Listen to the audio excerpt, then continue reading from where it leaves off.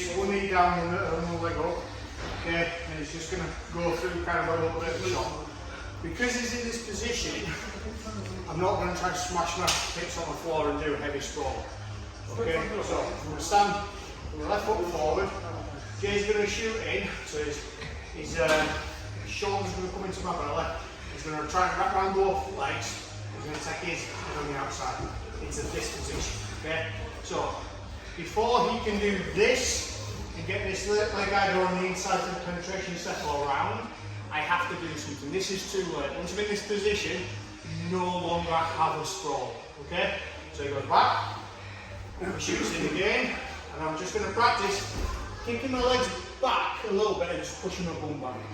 Okay, so that's the first part of the sprawl.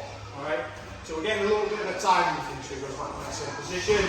Yeah, I'm just focusing over there, I'm not looking at Jay, because this is where in a real life situation, you know, if you're waiting for people to change the level, you might miss this on. Not focusing on that, I'm just looking flat in the room when it comes in. I'm just shooting my feet back, my hips back, yeah, and I'm trying to create a little bit of a barrier between Jay's arms grabbing my legs, yeah, and my legs. Okay, so one more time. So here, standing square, shoots in. Yeah, I'm just taking the legs back a little bit. Okay, so we're just going to practice that as a little bit of timing. Okay, on three. 1, 2, 3. Your sprawl becomes your primary way of kind of not going on the floor. If you're a jiu-jitsu guy, it's a good way of setting up attacks. So like guillotines and stuff like that.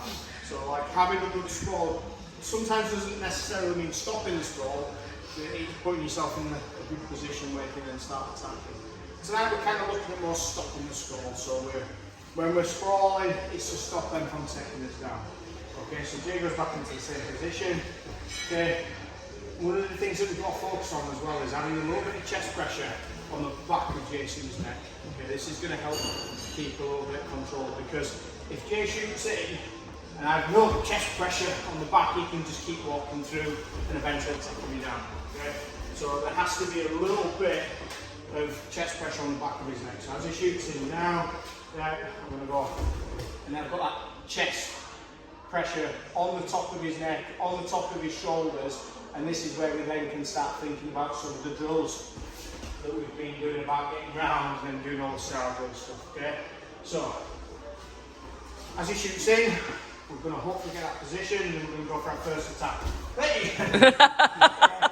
So I never want both arms around here, and we'll talk about this later, but just try and get out of the habit of that now. Okay, so I'm going to take this arm through and go into this position, which is a front headlock. Now, when the chin's resting on your forearm, that's a front headlock.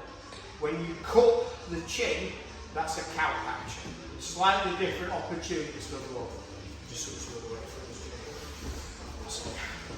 So I've sprawled and shot in. I'm going to take that arm through into this position. I'm going to put my hand on his shoulder.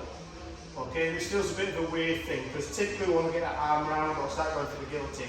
But this can be a nice quick attack. Okay, so hand goes onto the shoulder, this hand comes up, and then I'm just going to rev the engine. And that's it.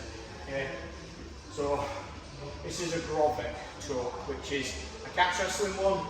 We're just going to practice the choke tonight, but what we can also do is we can go across the face line into here and create a really awful neck cramp. Okay, so if a catch wrestler does a Grovit to you, it's because they don't like you. Right? We're going to practice the choke. Alright, so as a sprawl, hand comes across, palm faces down, hand just on the shoulder pushing, and then I'm just going to grab the engine. I don't need yank or anything, I just want to do that.